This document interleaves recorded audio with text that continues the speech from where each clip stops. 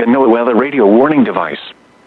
During potentially dangerous weather situations, specially built receivers are automatically activated to warn of the impending hazard.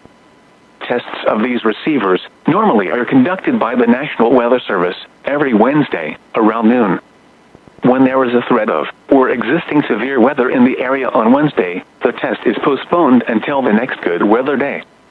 The warning alarm transmitted over this and other NOAA radio stations in southern Wisconsin will normally be activated for watches and warnings that affect the following Wisconsin counties: Richland, Vernon, Adams, Juneau, Marquette, Waushara, Winnebago, Calumet, Manitowoc, Sauk, Columbia, Green Lake, Fond du Lac, Sheboygan, Dodge, Washington, Ozaukee, Iowa, Dane, Jefferson, Waukesha, Milwaukee, Lafayette, Greene, Rock, Walworth, Racine, and Kenosha.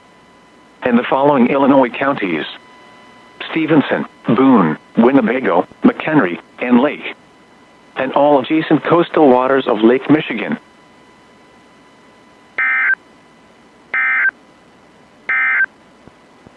The 11 a.m. weather.